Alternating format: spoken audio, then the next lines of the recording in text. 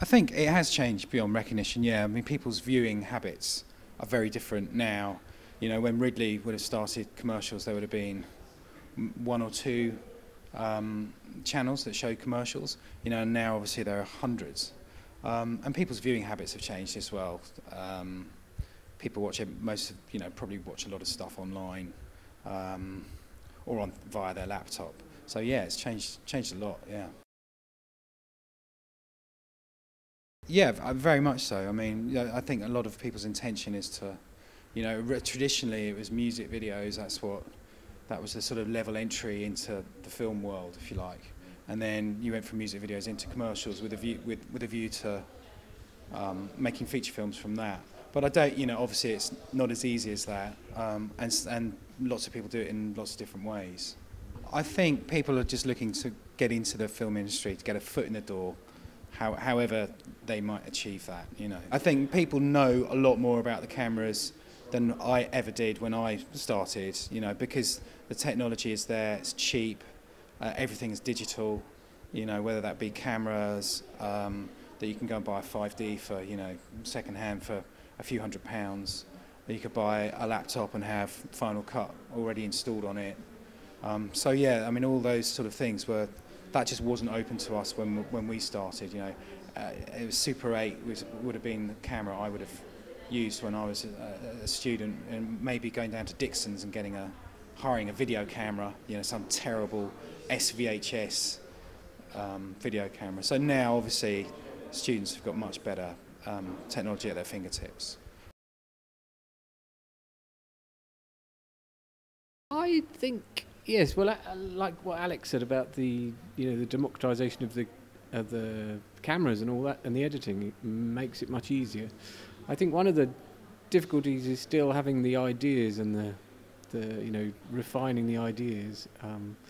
But yes, you can now bypass the British film industry and make your own films, which can only be a good thing. When I started, everything was on film cameras, pretty much, and access to film cameras meant you had to go to Panavision, and then you needed a load of lights and film stock, and I mean, thinking about it, it was a wonder anyone got anything made at uni or at film school. Yeah. So now, obviously, that just doesn't happen. It's access to it to everything. You can make a film on your phone. Yeah. But so can everyone else. Yeah, I suppose we're quite fortunate. You do have to still make a living, don't you? So, whatever the films that you make, the commercials do let you try things out and work with, people. And the other interesting thing about working commercials is you're making you've got clients to deal with and creative. So it's there's that, which can be a hindrance and can be a positive thing. Monetising short films is, historically difficult problem, isn't it? Unless you try and get them back into cinemas with trailers and commercials, which I know people have tried again.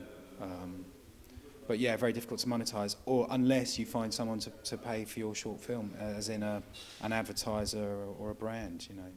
I think that I think short films are going to be a growth area. I really do, because people can go off and make their films on their own inexpensively, and as you say, they don't need to have stars. And if they've got a good story, then people will watch it, and they execute it well or well enough. People will watch it.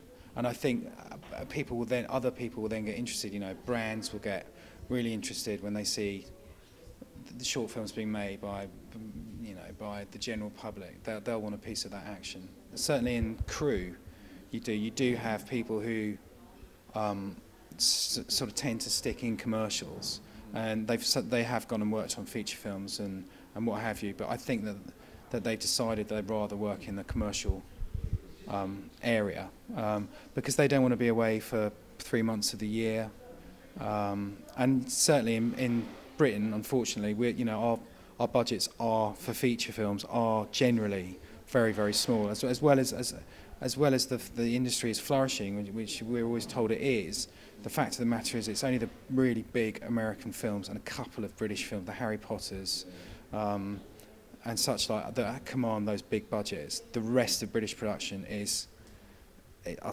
tiny budgets, you know, sort of minimum wage really for crew and cast. Yeah, I think it's about sharing the space, isn't it? I mean, I think you've got to do whatever you've got to do. Personally, I don't think you can afford not to be commercial. You know, I mean, I think maybe that's been the problem with the British film industry as a whole over the last few decades, is that we haven't been commercial enough.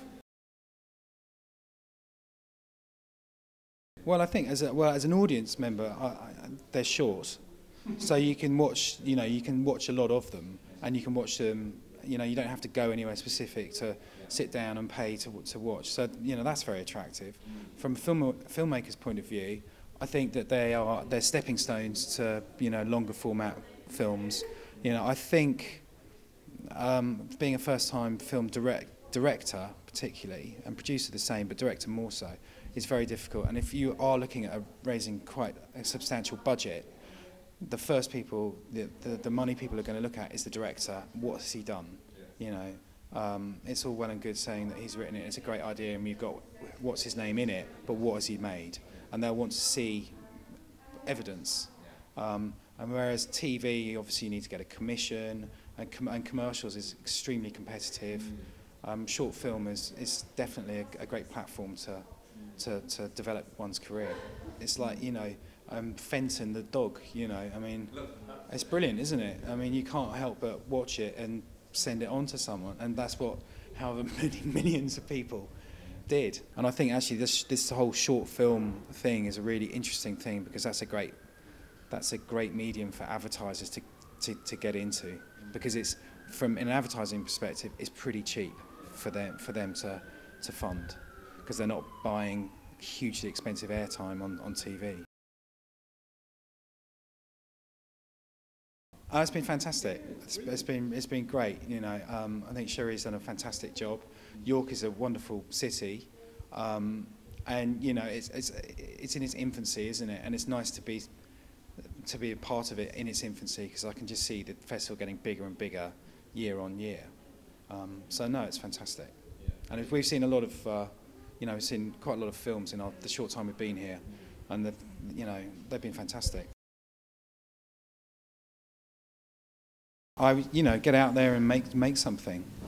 You know, do what you can that way, and then go and badger people like me, and knock on doors and just get your foot in the door. However, which way you can do that. You know, make yourself available to anything and everything immediately, for no money or whatever it is it takes just to get that foot in the door, which I think is probably what we all did. It is very difficult, yeah. But I think people who work in the industry, they know that. We know how hard it is, because, you know, and it's still hard.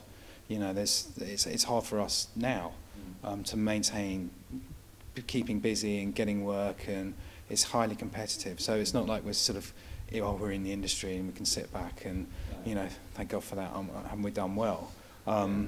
Yeah, we've made it. You know, it's not like that at all. And so we understand better than anyone, for people coming into the business, how tricky it is. I mean, you know, well, we're lucky because, you know, we're very lucky because I'm very lucky. I work at RSA Films, and they have you know, they're a fantastic company, and they have a great internship policy. And, you know, I get people ringing me up going, oh, you know, I thought I might try and do some work experience next month, and I'm like, well, maybe next year. You know, if you know, you should have thought about this a year ago. And if this is what you want to do, you really need to be a bit more organised. But we've had a lot of people who've got in as interns and have ended up working in the company or elsewhere in the business. So, yeah, you just got to be, you know, pushy, the nice side of pushy, or the charming side of pushy. Yeah, and you just got to follow up on it, you know, and which lots of people don't. And turn up. And turn up, yeah, and on time, and yeah, and a sense of humour will always go down well.